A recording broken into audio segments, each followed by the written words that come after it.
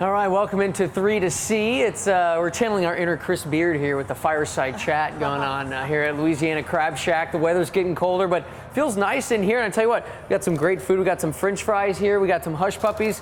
Can't wait to dig into those in a minute. But let's get started, talk some football.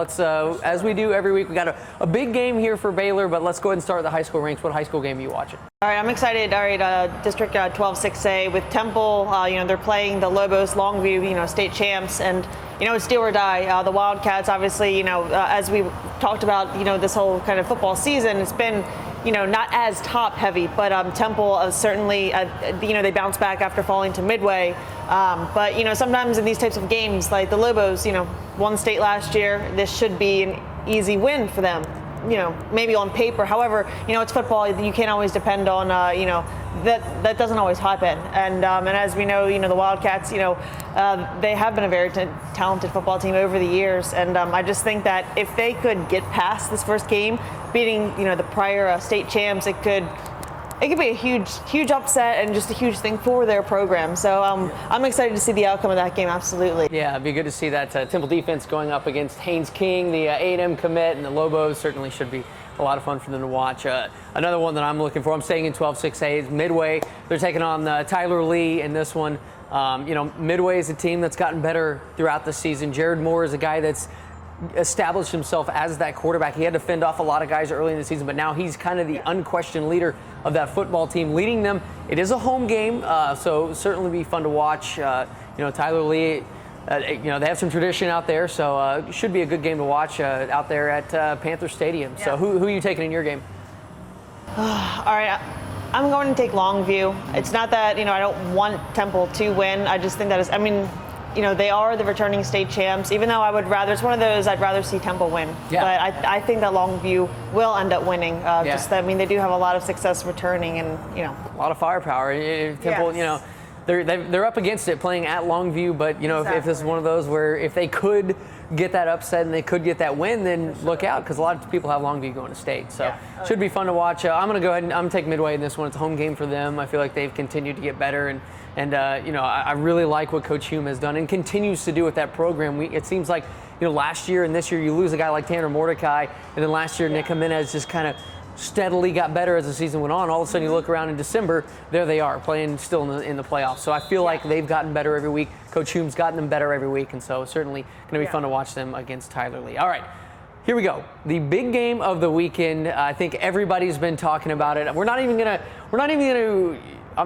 leaving it up for speculation. We're both taking Baylor at Oklahoma, but what has you excited about this Baylor-OU matchup? I'm just looking forward to seeing if the Bears on offense are able to expose the Sooners on defense. Heading into this game, it's kind of a known factor that, the Sooners, their secondary, their defense is obviously one of their weaker, instances. And I just am really excited to see how Charlie Brewer, if he's going to be able to, expose them, and just how, successful they will be on the run game. And then it got me even more excited seeing how Iowa State came back last week, scoring that touchdown to come down within one, picking off Jalen Hurts and then coming down, scoring another touchdown with like 26 seconds left. They went for two, didn't get it, ended up losing. But I think it's going to be, it's obviously college game, but it's going to be there for a reason. But I'm excited to just see the Bears offense against the Sooners kind of defense. And then, of course, vice versa.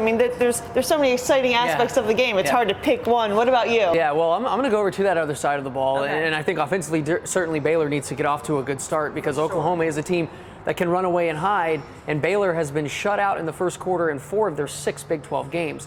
That's not going to work against a team like Oklahoma. So offense does need to get off to a strong start. But everyone talks about the high-flying Oklahoma offense, the number 1 offense, but Baylor's the number 1 scoring defense. They're the number 2 total defense in the Big 12.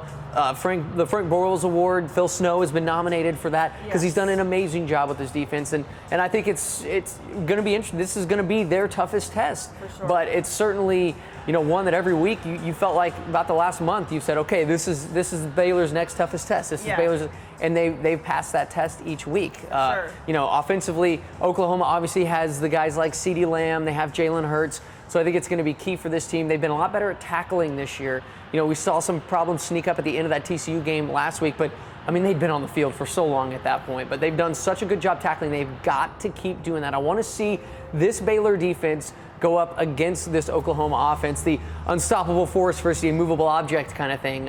Certainly looking forward to watching the way that this defense that's been built on toughness and on grit and how they handle that. And maybe if Baylor does get down early, how the defense responds and how really the offense responds. So. And I mean, the Bears, their defense has been overall impressive. I mean, after losing Clay Johnston, I mean, a lot of people were not necessarily writing them off, but, you know, he was such a big guy. He was going to fill that role. But, you know, Terrell Bernard has really stepped up. I mean, he's been making some big time plays on defense. So, I mean, this is going to be such an exciting game. I mean, I'm stoked. Yeah. So excited. Yeah. All right. We will now pick this one. What are you looking for in this game? Who are you taking?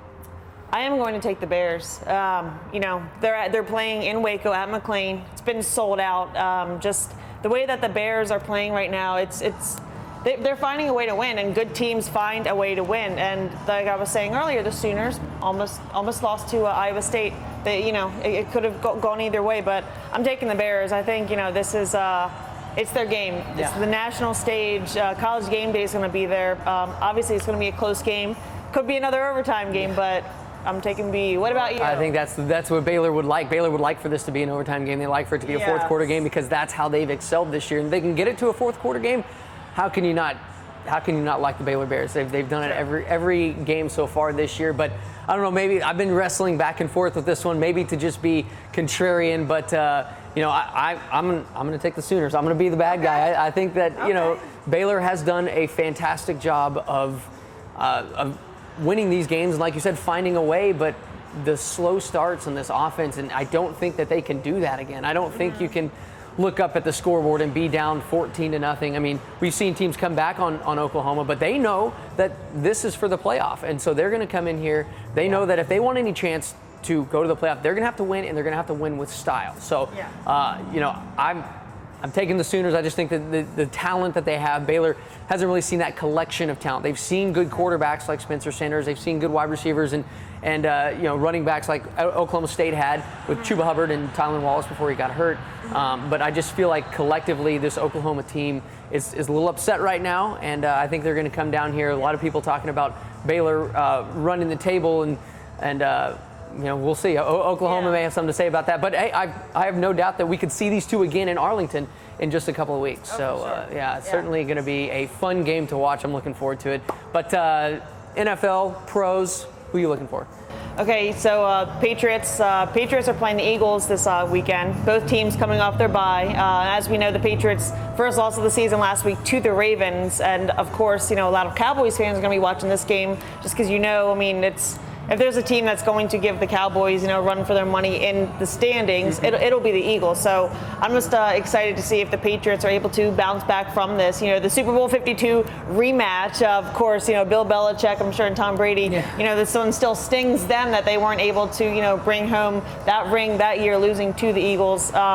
And basically, I'm excited because, you know, the Patriots, their run defense has been pretty terrible. And Jordan Howard, he, you know, they're coming off of their win. The Eagles just beat the Bears, and I think he maybe had like 80 some yards on the ground. But if the Eagles want to win, they have to get their run game going. Just because, I mean, the Ravens, we all saw that last week. I mean, of course, they have Lamar Jackson, who can just looks like a video game all over the field. And you know, of course, you know, Ingram. But yeah, it's going to be. I think it's going to be an exciting game. I think it's either going to be maybe a blowout, which it won't be as exciting. But you know, I mean, of course, I'm hoping for, you know, more an even, you know, match game for sure. Yeah, and I think if you're a Cowboys fan, you're watching this game, and this is one you're counting on the Eagles losing because at this point, the Cowboys have put themselves in a position that the way in this world for them is through the NFC East, and so.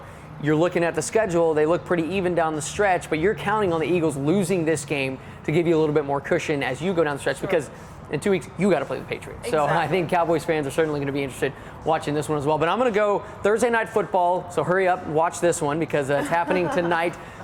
Baker Mayfield and the Browns hosting Mason Rudolph and the Steelers. Those guys squared off so many times in Bedlam, in the Bedlam series, Oklahoma State and Oklahoma when they were in the Big 12, and it was fun to watch then. I think this is a much different matchup now because, you know, Mason Rudolph talked about it this week. They used to have to score 50 points to win a game against Oklahoma in the Big 12. That is not the case this year. The Steelers defense is playing really, really well right now. And I honestly, watching Mason Rudolph last week, I felt like he played his best game as a pro. He was making good throws. He was throwing into tight windows. He was not getting any help from his receivers, tight ends, running backs. They were dropping a lot of footballs. So the numbers may not have looked as good, but he made the drive when they had to have it. And I think, if the Browns lose this game tonight, I look forward to just the sheer chaos that will ensue with Freddie Kitchens, with Odell Beckham, with those guys. There was so much was expected of them, and they have fallen on their face out of the gate so far this year. And, if nothing would get them back on track than to beat their rival at home on Thursday night. Short week. Sure. So it's Thursday Night Football. You never know what can happen. But, I'm definitely looking forward to that one coming up tonight on Fox. So who are you taking in your game? Taking the Patriots. It's hard to go against Tom Brady coming off a bye. Belichick having 2 weeks to prepare against the Eagles, who are 5-4 this year. I mean, they're not the Eagles, as of that season, Super Bowl 52. They have Carson Wentz. Nick Foles is no longer there, of course. So I just think they're a completely different team. And even though Tom Brady doesn't have all his usual tools in the box that he's used to, maybe excelling, with. It's still the Patriots, so I think they're gonna solidly, they're gonna win this one for sure. I'm gonna go with the Steelers in this one. I think the defense has been playing really well. The Browns have been prone to turnovers.